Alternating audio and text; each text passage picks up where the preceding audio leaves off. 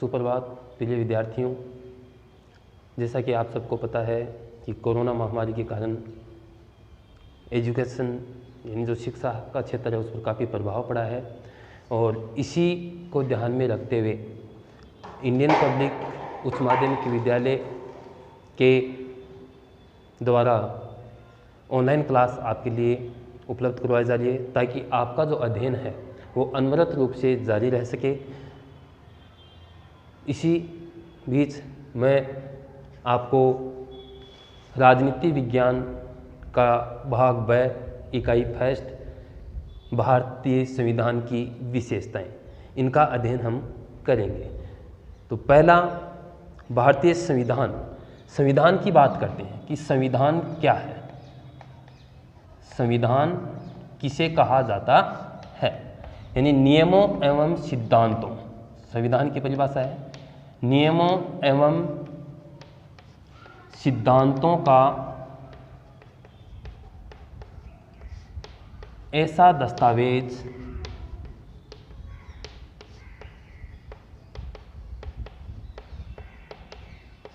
जिसके आधार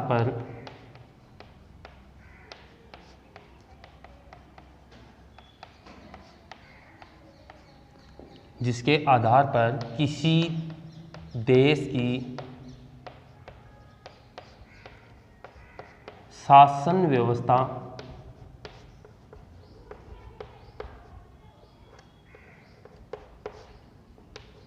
का संचालन एवं निर्धारण किया जाता हो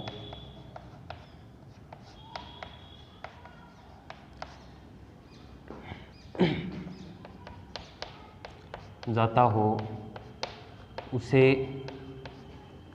संविधान कहा जाता है।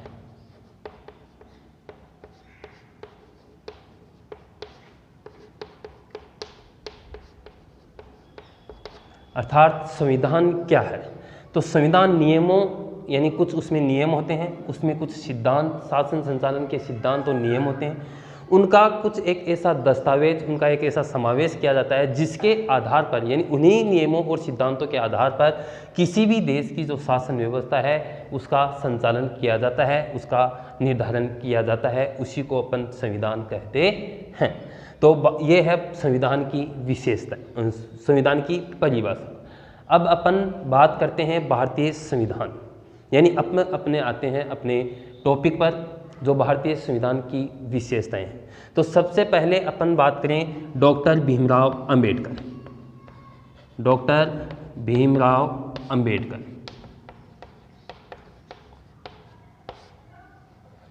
डॉक्टर भीमराव अंबेडकर यानी डॉक्टर भीमराव अंबेडकर, जिनको संविधान का निर्माता भी कहा जाता है, यानी इनके द्वारा भारतीय संविधान का निर्माण किया गया था। तो डॉक्टर भीमराव अंबेडकर ने भारतीय संविधान की विशेषताओं का उल्लेख करते हुए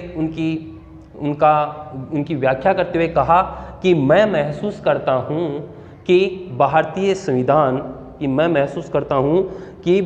संविधान व्यवहारिक है, इसमें परिवर्तन की क्षमता पाई जाती है और साथ ही साथ ये युद्ध काल एवं शांति काल दोनों ही स्थितियों में इसकी भारत की एकता और अखंडता को बनाए रखने का इसमें सामर्थ्य पाया जाता है।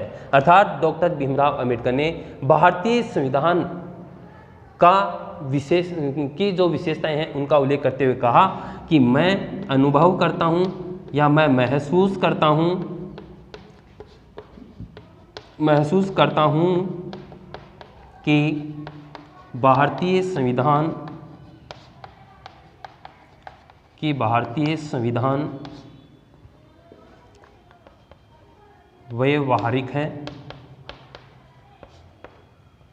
व्यवहारिक है, इसमें परिवर्तन क्षमता पाई जाती है तथा यह युद्ध काल एवं शांति काल दोनों ही स्थितियों में, युद्ध काल एवं शांति काल दोनों ही स्थितियों में एकता, दोनों ही स्थितियों में एकता व अखंडता बनाए रखने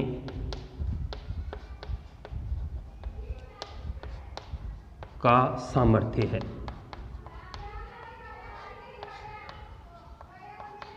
अर्थात डॉक्टर भीमराव अंबेडकर ने कहा कि भारतीय संविधान है यह एक व्यवहारिक संविधान है, इसमें परिवर्तन क्षमता अर्थात आवश्यकता, समय, काल, परिस्थिति के अनुसार इसमें परिवर्तन भी किया जा सकता है और साथ ही साथ यह युद्ध की स्थिति में और शांति काल की स्थिति में दोनों ही परिस्थितियों में यह भारत की एकता और अखंडता को बनाए रखने का इसमें सामर्थ्य पाया जाता है। अर्थात यह बहुत ही महत्वपूर्ण कथन है।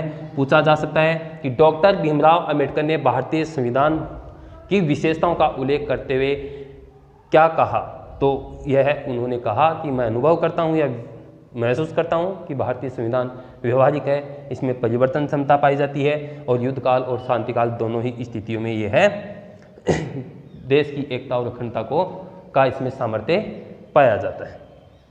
अब अपन पढ़ते हैं भारतीय संविधान की विशेषताएं, यानी भारत देश का संविधान बनाने के लिए एक संविधान सभा का गठन किया गया। संविधान सभा यानी किसका गठन होता है? संविधान सभा का। अब देखो संविधान सभा कैसी थी, यानी निर्वाचित थी या मनोनीत थी, अर्थात इसमें जो प्रतिनिधि थे, जो भी व्यक्ति इसमें सम्मिलित थे वो निर्वाचित थे या मनोनीत थे। अर्थात अपन कहें तो भारतीय संविधान सभा है, इसमें दोनों प्रकार के सदस्य थे। अर्थात भारतीय संविधान सभा न तो पूर्ण रूप से निर्वाचित थी और न ही पूर्ण रूप से मनोनीत थी। अर्थात आंशिक रूप से मनोनीत और आंशिक रूप से निर्वाचित संविधान सभा भारत की थी और इस संविधान सभा के द्वारा 2 वर्ष 11 माह और 18 दिन 2 वर्ष 11 माह और 18 दिन तथा लगभग विश्व के 60 देशों के संविधान 60 देशों के संविधानों का 60 देशों के संविधानों का अध्ययन करने के पश्चात 2 वर्ष 11 माह और 18 दिन के पश्चात भारतीय संविधान सभा के द्वारा भारत के संविधान का निर्माण किया गया। भारत के संविधान का निर्माण अनेक देशों के संविधानों से भले ही किया गया हो, लेकिन कुछ विद्वान इसकी आलोचना इस क्षेत्र से करते हैं कि भारत का जो संविधान है वो अन्य देशों के संविधान से हूबहू लिया गया है। लेकिन हमारे जो संविधान निर्माता थे उन्होंने भारत देश के जो संविधान निर्माता हैं उनके द्वारा भारत देश की समय काल परिस्थिति के अनुसार इस भारतीय संविधान सभा के द्वारा भारतीय संविधान का निर्माण किया गया। अर्थात यहाँ की परिस्थितियों को देख करके इस भारत देश की जो परिस्थितियाँ थी उस समय की, उन परिस्थितियों को देख करके, आगे की परिस्थितियों को देख करके और फिर भारत के संविधान का निर्माण किया गया था। अब अपन पढ़ते हैं भारतीय संविधान की प्रथम विशेषता। पहली विशेषता, भारत के संविधान की पहली विशेषता है और वह है विश्व का सबसे बड़ा और विशाल संविधान। विश्व का सबसे बड़ा और विशाल संविधान, यानी भारत का संविधान क्या है? विश्व का सबसे बड़ा लिखित संविधान है और विशाल यानी बहुत विशाल, बहुत बड़ा संविधान ये लिखा गया है। अब देखते हैं कि भारत का जो संविधान है वो सबसे बड़ा और विशाल कैसे है, क्या कारण है कि भारत का संविधान इतना विशाल कहा जाता है। तो इसका विशालता का प्रमुख कारण है कि केंद्र सरकार और केंद्र तथा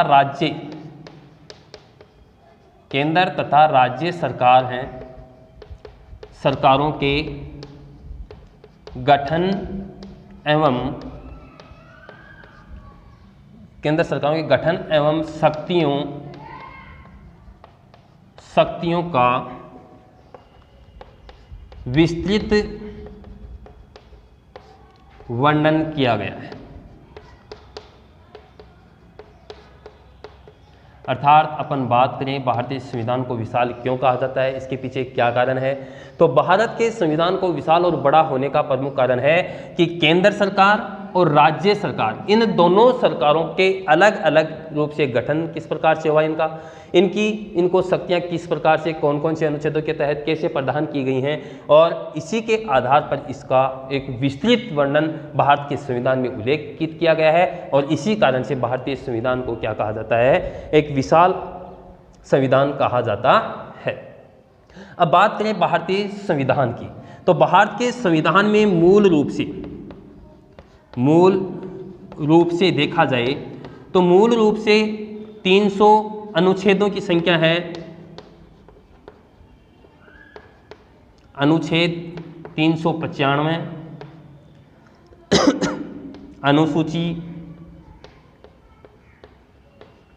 अनुसूची 8, मूल रूप से बता रहा हूं, ध्यान रखना मूल रूप से, और भाग 22 और एक है इसमें प्रस्तावना।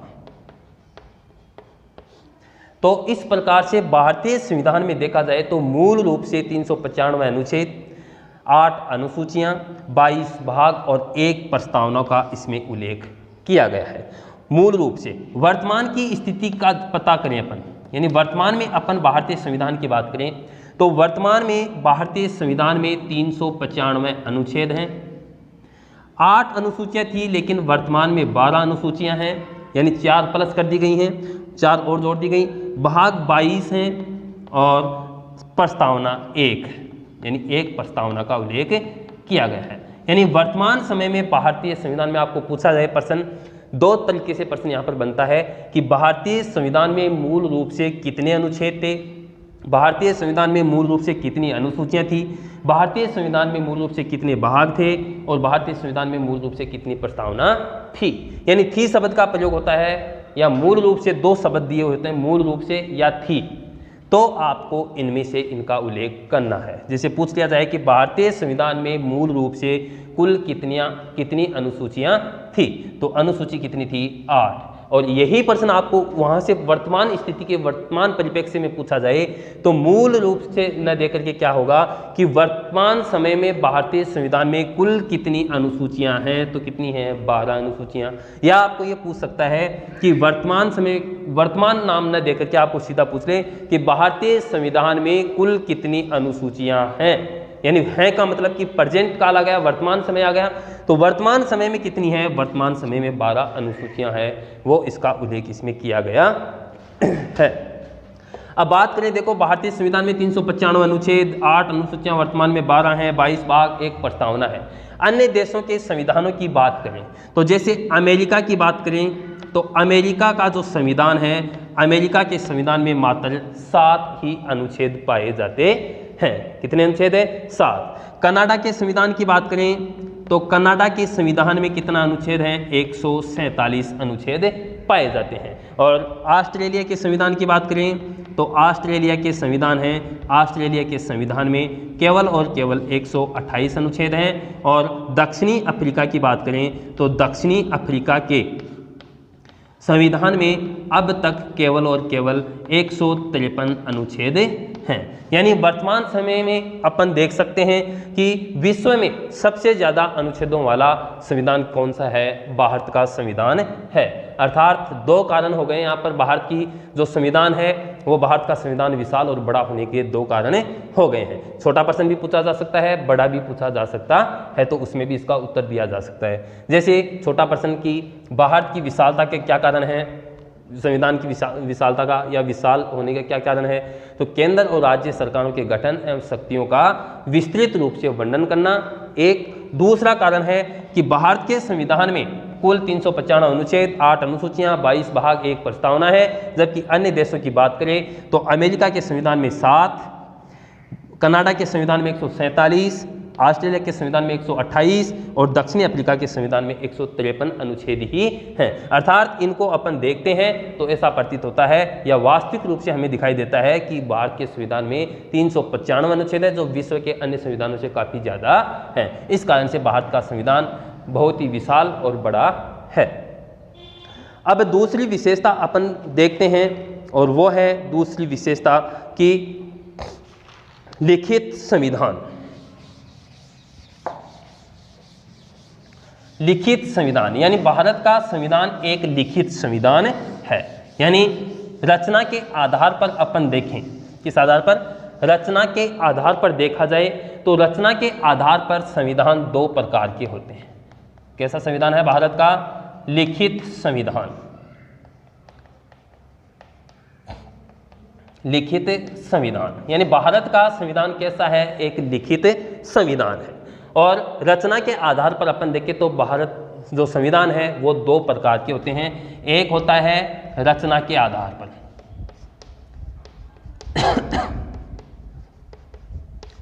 आधार पर संविधान के प्रकार। कितने हो गए? दो। पहला है लिखित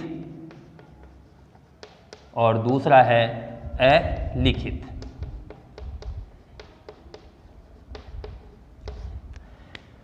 देखो लिखित का मतलब होता है लिखा हुआ, यानी जो लिखा गया संविधान है और उन लिखे हुए नियमों के अनुसार शासन संचालन किया जाता है वो होता है लिखित संविधान।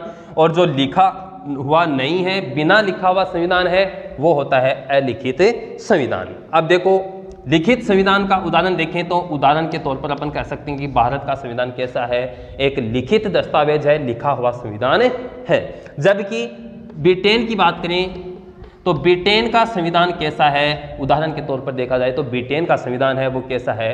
अलिखित संविधान है। तो अब प्रश्न ये बनता है कि जब ब्रिटेन का संविधान अलिखित है तो फिर ब्रिटेन में शासन व्यवस्था किस आधार पर चलती है? तो ब्रिटेन का जो संविधान है वह अलिखित है और ब्रिटेन के अंतर्गत परंपराओं, प्रथाओं और रीति रिवाजों के आधार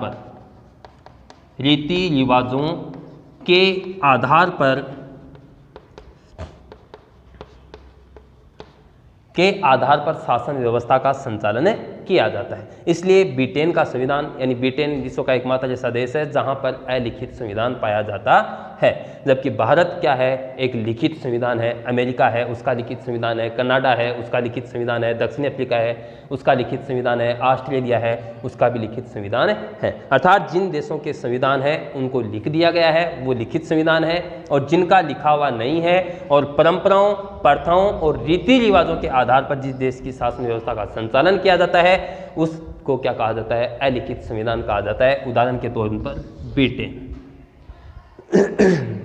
अब देखो लिखने का समय, यानी भारतीय संविधान है यह कैसा है? एक लिखित संविधान है।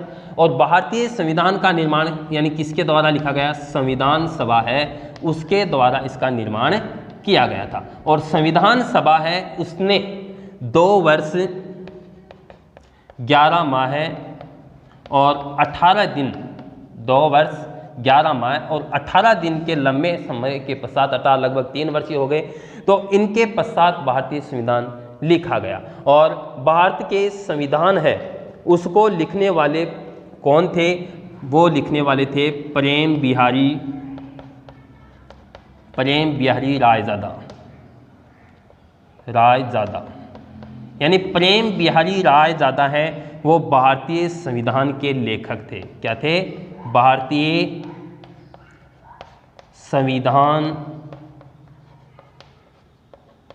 के लेखक, यानी इसको लेखक का मतलब लिखने वाले।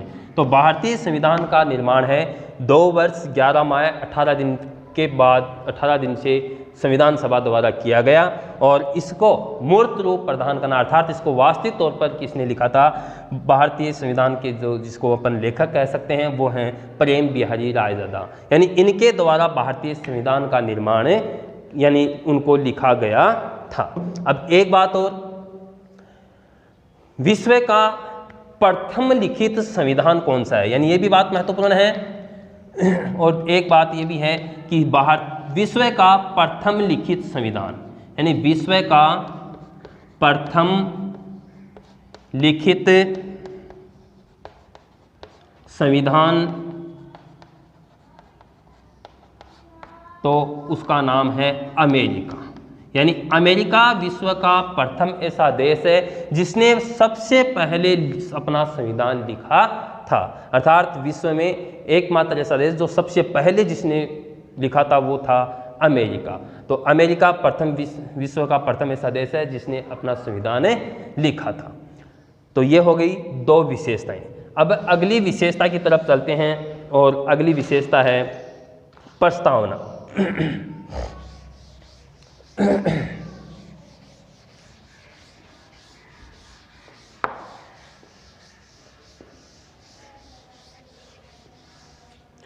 अब चलते हैं अपन तीसरी विशेषता।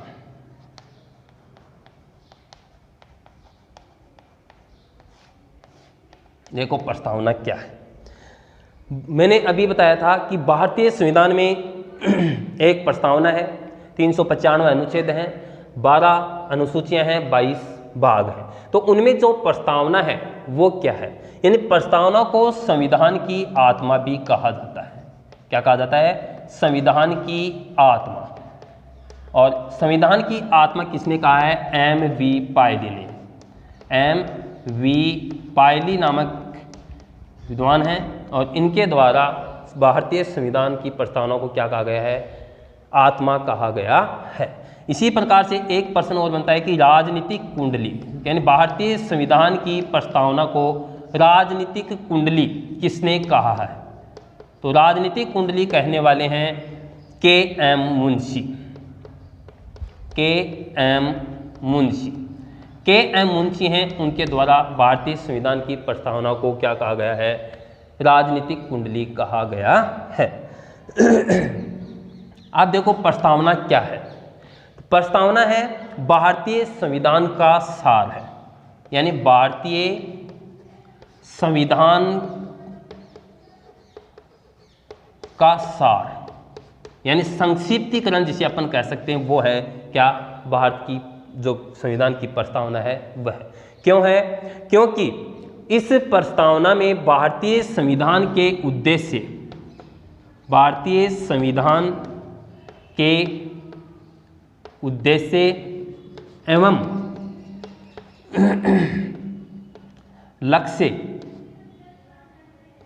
लक्ष्यों को, उद्देश्य एवं लक्ष्यों को इसके अंतर्गत स्पष्ट रूप से स्पष्ट किया गया है या स्पष्ट रूप से उल्लेखित किया गया है।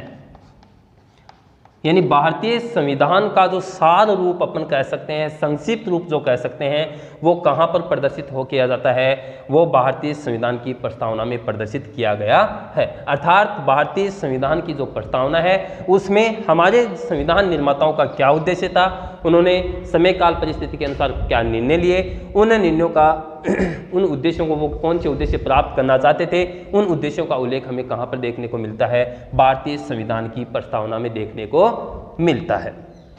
अब अगली विशेषता है, अगली विशेषता में अपन चलते हैं संपूर्ण प्रभुत्व संपन्न। चौथी विशेषता है संपूर्ण प्रभुत्व संपन्न संविधान।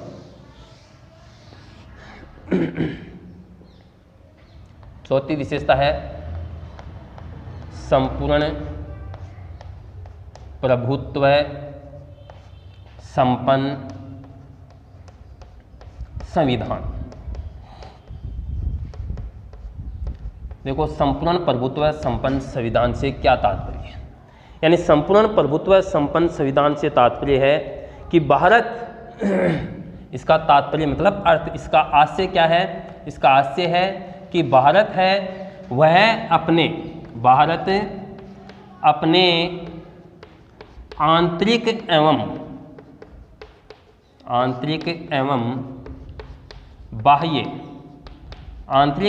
बाह्य मामलों में, आंतरिक एवं बाह्य मामलों में पूर्ण रूप से क्या है? स्वतंत्र है। यानी पूर्ण रूप से स्वतंत्र है। अर्थात भारत क्या है, अपने आंतरिक, आंतरिक का मतलब अपने देश की सीमा के अंतर्गत, यानी देश की, भारत देश है, उस भारत देश की सीमाओं के अंतर्गत, यानी जिन जिन देशों से सीमाएं लगती हैं, जहाँ जहाँ से भारत की जो सीमाएं हैं, उन सीमाओं के अंतर्गत और वहाँ रहने वाले नागरिकों को। और बाह्य का मतलब है कि विदेशी, विदेशों के साथ कैसे संबंध स्थापित हों, विदेश नीति कैसी निर्धारित की जाए। तो अपने आंतरिक मामलों में पूर्ण रूप से स्वतंत्र कैसा भी निर्णय ले सकता है, और अपने विदेशों के साथ कैसे संबंध स्थापित करने हैं, कैसे व्यापारिक संबंध बनाने हैं, किस प्रकार से विदेश नीति का संचालन करना है, इन सभी क्षेत्रों में भारत क्या है, पूर्ण रूप से, यानी पूर्ण रूप से क्या है, स्वतंत्र है। तो इसका आशय है कि भारत अपने आंतरिक एवं बाह्य मामलों में किसी भी रूप से किसी भी देश के अधीन नहीं है, और वह पूर्ण रूप से स्वतंत्र होकर के किसी भी अपने आंतरिक और बाह्य मामलों में निर्णय ले सकता है। अब बात करें संपूर्ण प्रभुत्व संपन्नता की, तो कुछ समय पहले जब ज्यों ही भारत स्वतंत्र हुआ, तो स्वतंत्र होने के पश्चात भारत ने राष्ट्रमंडल की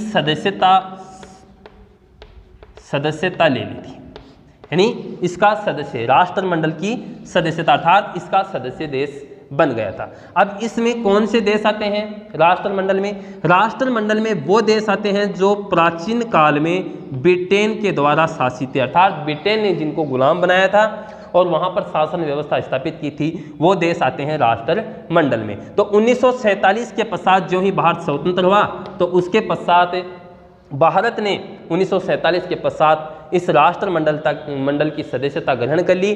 तब विदेशी जो मुल्क है उनके द्वारा कहा गया कि भारत है, उसने अपनी संपूर्ण प्रभुत्व संपन्न जो संविधान होने का जो दर्जा, उसको राज्य होने का जो दर्जा था, उसका उन्होंने उल्लंघन किया है। परंतु वास्तविकता देखी जाए तो भारत ने किसी दूसरे देश या ब्रिटेन के अधीन या ब्रिटेन के दबाव में आकर के उन्होंने राष्ट्रमंडल की सदस्यता को स्वीकार नहीं किया था, बल्कि उसने यह अपनी इच्छा शक्ति यानी स्वैच्छिक आधार पर, यानी अपनी इच्छा के आधार पर क्या किया था, इस राष्ट्रमंडल की सदस्यता को ग्रहण किया था।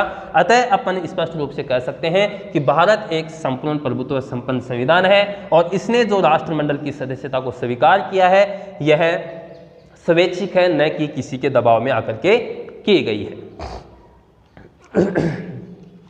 अब अगली विशेषता अपन ये हो गया संपूर्ण प्रभुत्व संपन्न, यानी आपको पूछा जाए कि एक नंबर का प्रश्न भी पूछा जा सकता है कि संपूर्ण प्रभुत्व संपन्न संविधान से क्या तात्पर्य है, राज्य से क्या तात्पर्य है। तो इसका आशय है कि कोई भी देश जिसका संपूर्ण प्रभुत्व संपन्न है, वह अपने आंतरिक और बाह्य मामलों में स्वतंत्र होकर के पूर्ण रूप से निर्णय ले सकता है, किसी भी अन्य शक्ति के अधीन नहीं होता है।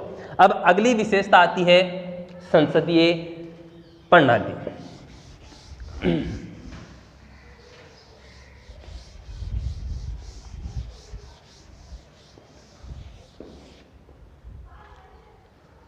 पांचवी विशेषता है संसदीय शासन प्रणाली।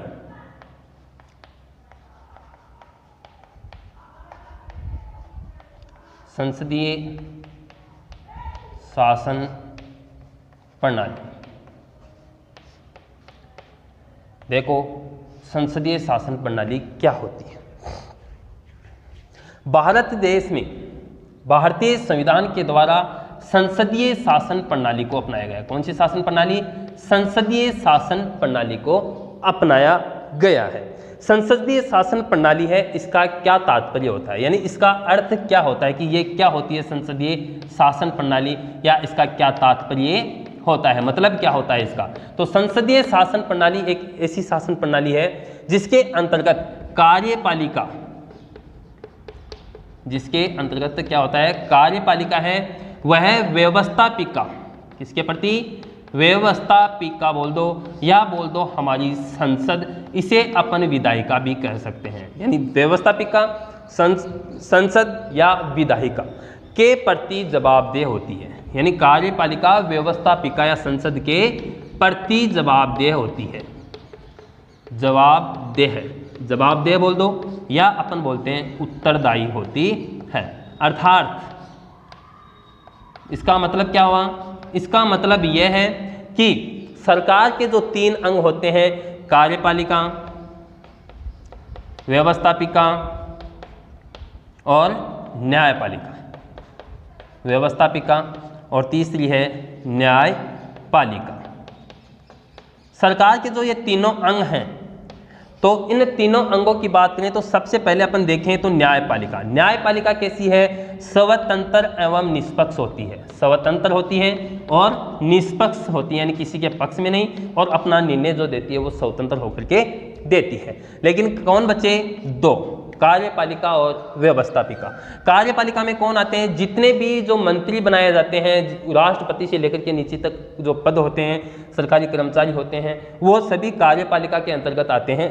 और इनके द्वारा कोई भी यदि कार्य किया जाता है तो ये किसको जवाब देंगे?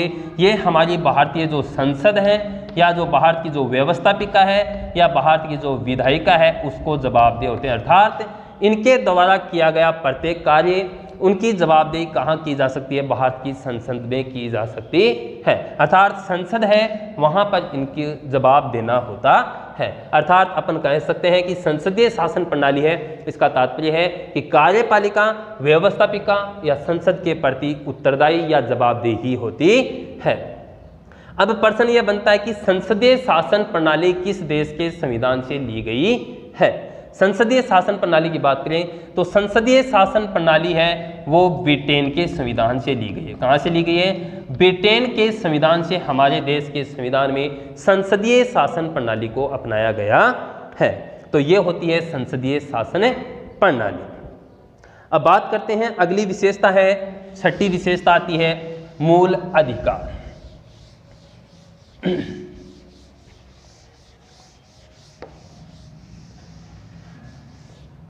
अपनी 6ठी विशेषता है मूल अधिकार।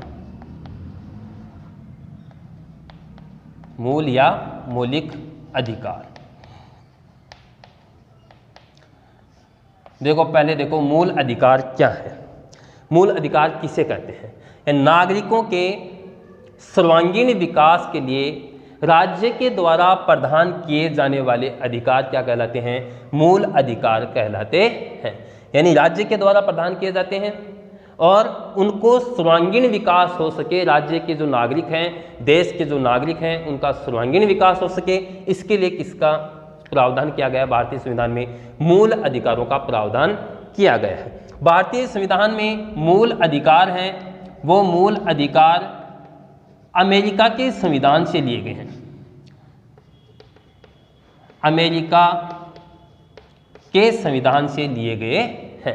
कहाँ से लिए गए हैं? मूल अधिकार अमेरिका के संविधान से भारतीय संविधान में ग्रहण किए गए हैं। भारतीय संविधान की बात करें तो भारतीय संविधान में मूल अधिकार है, उनका उल्लेख कहाँ पर किया गया है? तो भारतीय संविधान में मूल अधिकार भाग 3 में, और अनुच्छेद की बात करें तो अनुच्छेद हैं वो आते हैं अनुच्छेद 12 से लेकर के और 35 तक। 12 से लेकर के अनुच्छेद 35 तक मूल अधिकारों का उल्लेख किया गया है। भारतीय संविधान में मूल रूप से, देखो फिर भी मैं बोल रहा हूँ, मूल रूप से यानी मतलब जब संविधान का निर्माण किया गया था उस समय, तो मूल रूप से भारतीय संविधान में कुल 7 मूल अधिकार थे। कितने? 7 अधिकार प्रदान किए गए थे भारतीय नागरिकों को। कितने अधिकार? मूल रूप से भारतीय संविधान में कुल 7 अधिकार भारतीय नागरिकों को प्रदान किए गए थे। लेकिन 44वें संविधान संशोधन, 44वें संविधान संशोधन 1978 में होता है, और इस संविधान संशोधन के तहत इन मूल अधिकारों में भारतीय संविधान में एक संशोधन किया जाता है। और इस 44वें संविधान संशोधन 1978 के द्वारा एक संपत्ति का मूल अधिकार, एक अधिकार था हमारा कि संपत्ति का, अपन संपत्ति रख सकते हैं, संपत्ति का जो मूल अधिकार है, मूल अधिकार, इसको संपत्ति का मूल अधिकार अनुच्छेद आता है 31। अनुच्छेद कौन सा है? 31। और अनुच्छेद 31 संपत्ति का जो मूल अधिकार है, इसको यहाँ से हटा दिया गया है इस 44वें संविधान संशोधन 1978 के द्वारा, और अब इसको अनुच्छेद 300 के अनुच्छेद 300 के तहत एक कानूनी अधिकार बना दिया गया है। कानूनी अधिकार यानी कानूनी अधिकार का दर्जा इनको प्रदान कर दिया गया है। कौन से अनुच्छेद में, याद रखने योग्य बात है, अनुच्छेद 300 क में किसके तहत आपको पूछा जाएगा, संपत्ति का मूल अधिकार वर्तमान में कानूनी अधिकार है। किस अनुच्छेद के तहत, तो अनुच्छेद 300 क के तहत। और किस संविधान संशोधन द्वारा हटाया गया, 44वें संविधान संशोधन 1978 के द्वारा इसको हटाया गया। मूल रूप से कितने थे, 7 मूल अधिकार थे। लेकिन अब आपको पूछा जाए कि वर्तमान में भारतीय संविधान में कुल कितने मूल अधिकार हैं, तो मूल अधिकारों की संख्या वर्तमान में मूल अधिकारों की संख्या कितनी है, मूल अधिकार कितने लगे हैं, 6 ही मूल अधिकार हैं जिनका उल्लेख भारतीय संविधान में किया गया है, जिनका अध्ययन हम अगले अध्याय में करेंगे पूरा विस्तृत रूप से। मूल अधिकार, मूल कर्तव्य, नीति निर्देशक तत्व, इन सभी का उल्लेख किया गया है। तो इस प्रकार से भारतीय संविधान में जो कुल 6 मूल अधिकार वर्तमान समय में हैं, जिनमें समानता का अधिकार, स्वतंत्रता का अधिकार, शोषण के विरुद्ध अधिकार, धार्मिक शिक्षा का अधिकार, शिक्षा एवं संस्कृति का अधिकार और संवैधानिक उपचारों का अधिकार, और अनुच्छेद 31 था जो संपत्ति का अधिकार था, उसको इस 44वें संविधान संशोधन 1978 के द्वारा हटा दिया गया है। तो यह हुआ भारतीय संविधान की 6ठी विशेषता कंप्लीट। अब हम चलते हैं भारतीय संविधान में नीति निर्देशक तत्व।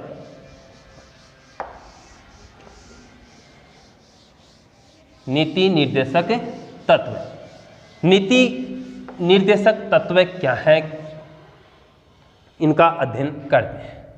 7वीं विशेषता है नीति निर्देशक तत्व। देखो नाम से ही स्पष्ट है, नीति यानी कानून और निर्देशक यानी कानून बनाने के लिए दिशा निर्देश करने वाले सिद्धांत क्या कहलाते हैं, नीति निर्देशक तत्व कहलाते हैं।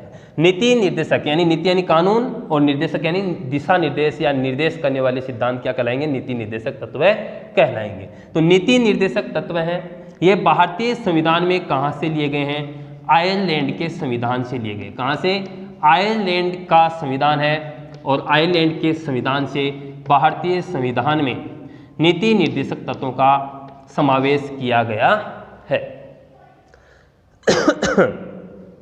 अब बात करें नीति निर्देशक तत्व। देखो भाग 3 हमने पढ़ा भी, मूल अधिकार, अनुच्छेद 12 से 35 तक का हमने अध्ययन किया। अब भाग 4 में, भाग कौन से में चलते हैं, 4 में, और अनुच्छेदों में चलते हैं अनुच्छेद 36 से 51 तक।